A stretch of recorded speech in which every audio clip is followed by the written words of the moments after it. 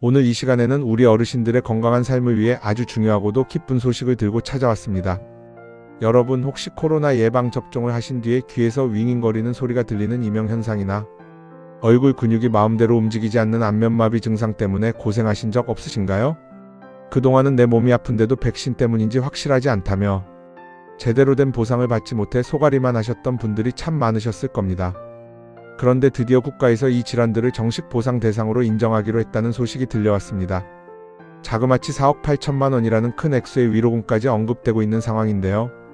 오늘 이 방송 끝까지 귀 기울여 들어주시면 내가 보상 대상에 해당하는지, 그리고 어떻게 해야 그 보상금을 빠짐없이 챙길 수 있는지 아주 쉽고 자세하게 설명해 드리겠습니다. 먼저 이번 발표의 핵심부터 짚어보겠습니다. 질병관리청에서 2026년 4월 17일에 아주 중요한 결정을 내렸습니다.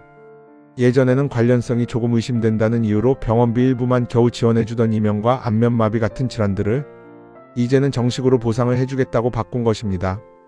국가에서 백신과의 인과관계를 공식적으로 인정한 셈이지요. 하지만 여기서 주의하셔야 할 점이 하나 있습니다. 내가 맞은 백신 종류에 따라서 보상 가능 여부가 달라진다는 사실입니다. 예를 들어 귀에서 소리가 나는 이명 증상은 아스트라제네카나 얀센 백신을 맞으신 분들이 해당됩니다.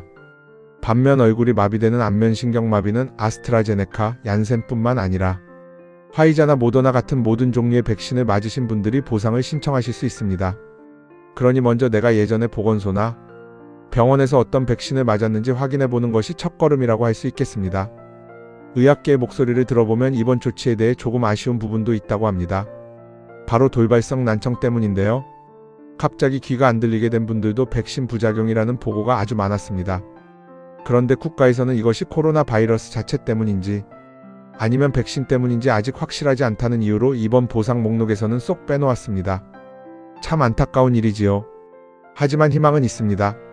돌발성 난청을 겪으면서 이명 증상이 함께 나타난 경우에는 이명에 대한 부분으로 보상을 신청해 볼 수 있기 때문입니다. 그러니 포기하지 마시고 전문가와 상의해 보시는 것이 좋습니다. 그렇다면 보상의 폭은 얼마나 넓어졌을까요? 이번 결정의 가장 큰 변화는 단순한 지원이 아니라 전액 보상이라는 단어를 썼다는 점입니다. 병원에 다니며 지불했던 진료비나 본인 부담금에 대해서 상한선 없이 모두 돌려받을 수 있게 되었습니다.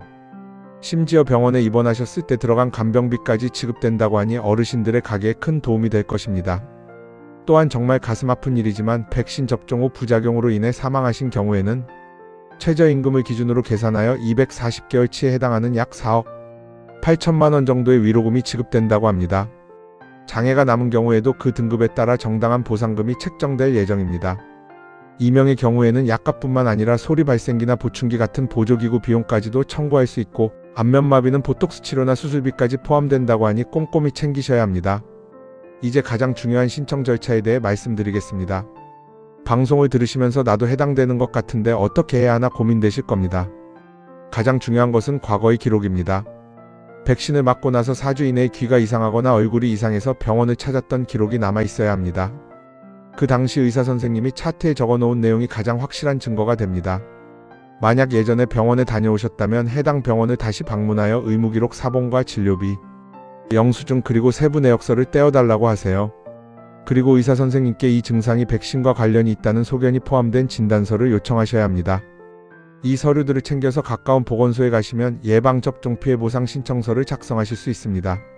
이렇게 접수를 하면 전문위원회에서 심사를 거쳐 120일 이내에 결과를 알려주게 됩니다. 한 가지 당부드리고 싶은 말씀은 지금 당장 아프다고 해서 이제야 병원을 처음 가시는 분들은 보상을 받기가 매우 어렵다는 점입니다. 백신을 맞은 지 한참이 지난 지금에서야 병원에 가면 그것이 백신 때문인지 아니면 노안이나 다른 이유 때문인지 증명하기가 어렵기 때문입니다. 하지만 과거에 이미 진료를 받았던 분들이라면 희망이 있습니다.